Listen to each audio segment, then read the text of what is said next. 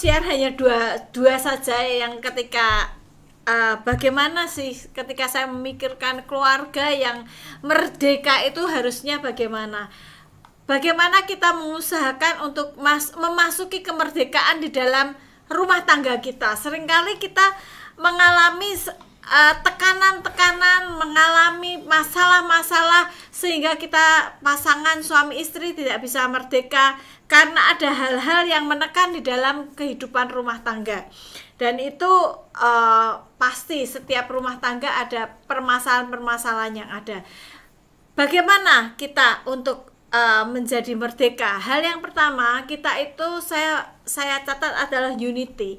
Pasangan suami istri harus bersatu gitu ya, bersatu.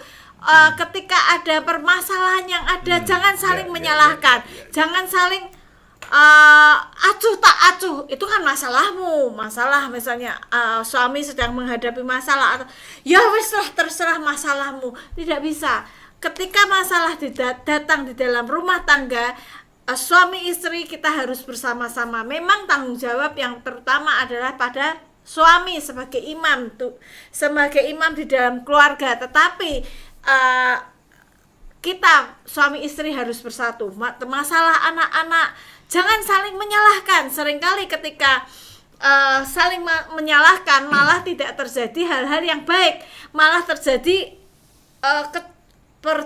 percekcokan yang semakin hari semakin meruncing dan membuat rumah tangga tidak semakin merdeka tetapi semakin kocar-kacir, berantakan ya, berantakan satu dengan yang lain. Karena apa?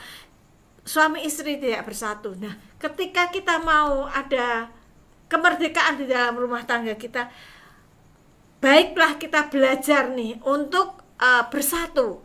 Karena ada perkataan ketika kita bersatu ya, ini kan semboyan.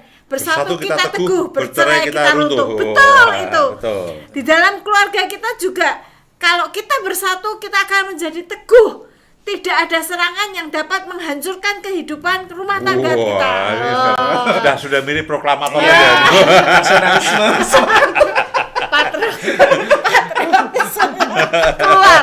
Tapi kalau ketika kita bercerai ya, ketika kita tidak bersatu, masalah akan menghancurkan kehidupan rumah tangga kita.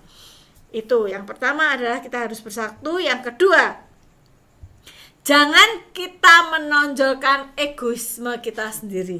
Seringkali kenapa sih permasalahan satu merasa tertindas, satu merasa terjajah dan tidak merasakan kemerdekaan karena pasangan tidak saling memberikan diri dengan baik, lemah lembut, sabar satu dengan yang lain, tetapi menonjolkan egoisme sendiri. Misalnya nih, pokoknya aku tuh seperti ini, kamu mesti tahu aku tuh seperti ini, sudah dari sononya aku seperti ini. Nah, itu namanya kebebasan yang menjajah. Kebebasanmu menjajah diriku karena kamu semua maunya seenak-enaknya. Nah, itu yang namanya egois. Nah, oleh sebab itu kita jangan menonjolkan egoisme kita sendiri. Bu Indah sedang menceritakan dirinya sendiri. Enggak bisa. Kamu pingsut, ayo siapa? Yang kalah berarti kamu. Ada nih, tidak egois. Apa yang harus kamu lakukan supaya pasanganmu tidak terjajah? Ini ada dua yang menjawab, tidak egois. Itu kan berarti akan. Jadi kita harus belajar, kita tidak menonjolkan keegoisan kita sendiri. Kalau kita menonjolkan keegoisan kita sendiri, mau-maunya kita sendiri, menang-menangan sendiri, pasangan kita akan merasa terjajah seperti saya dulu. Maksudnya ya? Dulu menjajah apa dulu menjajah. Senggol dulu. Saudaraku, sebetulnya yang saudara bisa lihat mana wajah yang terjajah itu siapa nih, saya atau Bu Indah sebetulnya. Bisa dilihat kan saya ketawa terus. Ini berarti penjajah. Beliau juga ketawa terus.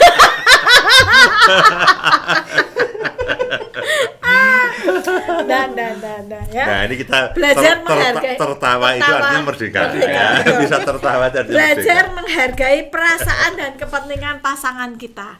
Seringkali ketika kita egois, kita tidak mempedulikan kepentingan atau perasaan pasangan kita.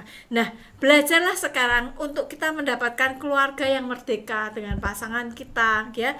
Ketika pasangan suami istri merdeka, anak-anak itu juga merasakan kemerdekaan. Anak-anak tidak merasa tertekan. Tapi ketika suami istri tidak ada kemerdekaan, anak-anak akan merasa tertekan. Nah, hargai perasaan dan kepentingan pasangan kita. Jadi ada dua hal yang saya bagikan adalah unity, dan yang kedua adalah jangan egois.